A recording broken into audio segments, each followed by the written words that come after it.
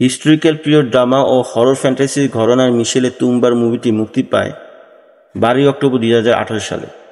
সিনেমার শুরুতে একটি মিথের কথা তুলে ধরা হয়েছে। সিনেমার শুরুতে আমরা যে কণ্ঠ শুনতে পাই তা মূলত বিনায়কের ছিল।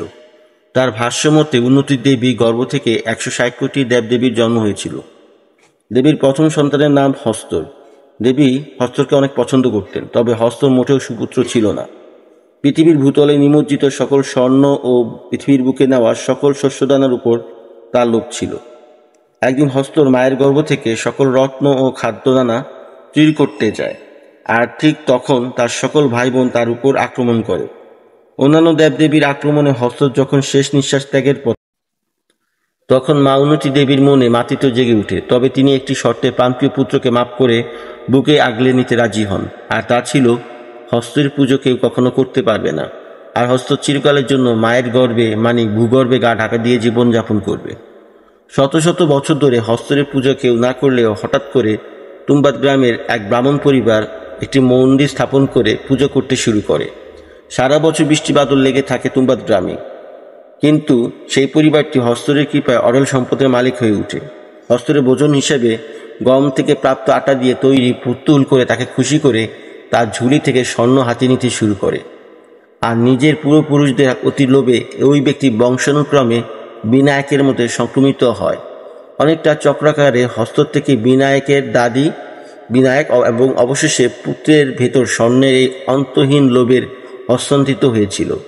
মুভির প্রথম অধ্যায়ে দেখানো হয় বিনায়কের মা সেই গ্রামের জমিদারের বাড়িতে তৎকালীন জমিদার সরকারের যৌন চাহিদা মেটাতে একজন যৌন দাসী হিসেবে কাজ করে।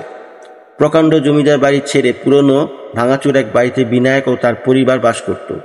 বিনায়ক, তার মা ও সদাশিব, বিনায়কের ছোট ভাই এই বাড়িতে বাস করত।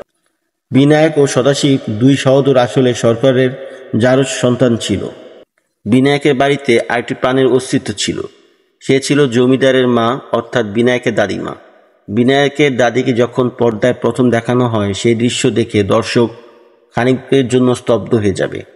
একদিন জমিদার মারা যায় এবং বিনায়কের মা সোনার মুদ্রাটি হাতে নেয়, এবং সাথে সাথে দুর্ঘটনায় তার ছোট ছেলে সদাশিব মারা যায়।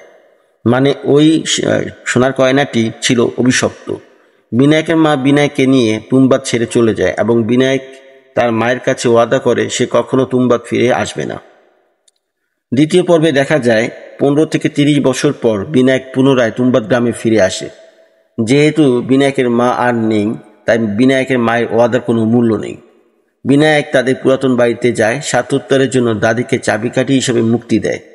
অমর দাদি গোপনীয় তথ্য জানানোর বিনিময়ে নিজের মুক্তি চায়, এবং বিনায়ক দাদির কথা মতো দাদির গায়ে বেড়ে ওঠা গাছে আগুন লাগিয়ে দাদিকে মুক্তি দেয়। দাদিমা থেকে খাজানা সম্পর্কে জেনে কয়েক মাসের প্রচেষ্টায় জমিদার বাড়িতে খাজানার খোঁজ পায়, এবং ওই খাজানা একটি বিশেষ পদ্ধতিতে আনতে হয়, ভুল করলেই মৃত্যু। এরপর বিনায়ক তার বাড়িতে ফিরে যায় এবং তার এলাকার রাঘব নামের একজনের কিছু টাকা পেত। ওই টাকা পরিশোধ করে এবং নিয়মিত খাজানা সংগ্রহ করতে থাকে। অল্প কয়েকদিনে বিনায়কের অবস্থার ঘটতে থাকে। এসব দেখে রাঘব বিনায়কের সাথে দেখা করে, বলে আমাকে তোমার ব্যবসার ভাগিদার করে নাও, কিন্তু বিনায়ক রাজি হয় না। একদিন বিনায়ক পিছু নিয়ে রাঘবের খাজানা উদ্ধার করা দেখে ফেলে, এবং সে নিজেও যখন উদ্ধার করতে যায় খাজানা তখন একটি ভুল করে ফেলে এবং হস্ত তাকে কামড় দেয় এবং সে অভিশপ্ত হয়ে যায়, অর্থাৎ তাকে না পোড়ালে সে কোনোদিন মরবে না। বিনায়ক তাকে আগুনে পুড়িয়ে মুক্তি দেয়। তৃতীয় অধ্যায়ে দেখা যায় বিনায়কের বয়স হয়ে যায়, সে এখন এত ঝুঁকি নিয়ে কাজ করতে পারে না। তাই বিনায়ক তার 13 বছরের ছেলেকে ট্রেনিং দেয়, এবং ট্রেনিং শেষ হলে বিনায়ক তার ছেলেকে সাথে করে ওই খাজানা আনতে যায়।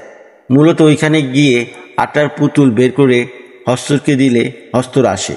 আটা দিয়ে আগে গোল কাটতে হয় যেন হস্তর কোনো ক্ষতি না করতে পারে।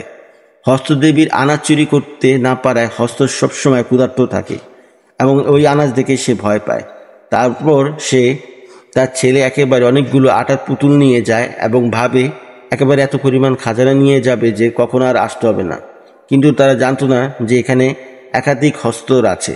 এবার তারা অনেক বিপদে পড়ে যায় এবং তারা খাজানা না নিয়ে পালাবে ঠিক করে, কারণ থাকলে হস্ত তাদের কামড়ে দেবে, তারা অভিশপ্ত হয়ে যাবে। বিনায়কের ছেলে আগে উঠতে পারলেও বিনায়ক পালাতে পারেনি, হস্ত তাকে ঠিকই কামড়ে দেয়। এটা দেখে বিনায়ক ছেলে আর সহ্য করতে পারে না। সে বাধ্য হয় বিনায়কে আগুনে পুড়িয়ে মুক্তি দেয়, এবং সে বুঝতে পারে লোভের শেষ পরিণাম হয় মৃত্যু। তাই বিনায়কের ছেলে ওয়াদা করে সে আর কখনো এই তুম্বাদে খাজানা উদ্ধার করতে আসবে না। আর এখানেই মুভিটি শেষ হয়। তুম্বাদ মুভির IMDb রেটিং 8.3 আউট অফ 10 আর আমার ব্যক্তিগত রেটিং 9 আউট অফ 10। তুম্বাদ গ্রামের এমন নিরিবিলি বৃষ্টি স্নাত ও অন্ধকারচ্ছন্ন পরিবেশ দেখলে যে কারো গা ছমছম করে উঠবে। মুভির প্রতিটি দৃশ্য, বিশেষ করে বিনায়কের ছোটকালে যে বাড়িতে বেড়ে উঠেছে বা হস্তরের আবাসস্থল যে থমথমে ভাব বজায় ছিল, তা যে কারো মনে ভীতি জাগাতে সাহায্য করবে। আসলে এটা অস্বস্তিকর এক ভৌতিক অবস্থা সৃষ্টি করতে বাধ্য করবে মানুষকে।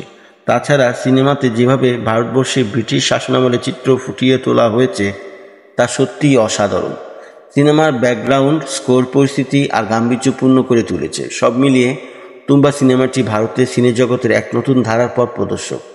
একটি সাধারণ গল্পের সিনেমাকে অনন্য সাধারণভাবে প্রদর্শন করা যায় তুম্বার তার জলযন্ত্র প্রমাণ। প্রিয় দর্শক, আপনাদের তুম্বাদ মুভিটির ব্যাখ্যা কেমন লাগলো তা কমেন্ট বক্সে লিখতে ভুল করবেন না। আশা করি আপনারা আমার রনস ক্রিয়েশন ইউটিউব চ্যানেলটি সাবস্ক্রাইব করবেন। সবাইকে ধন্যবাদ, ভালো থাকবেন। আসসালামু আলাইকুম।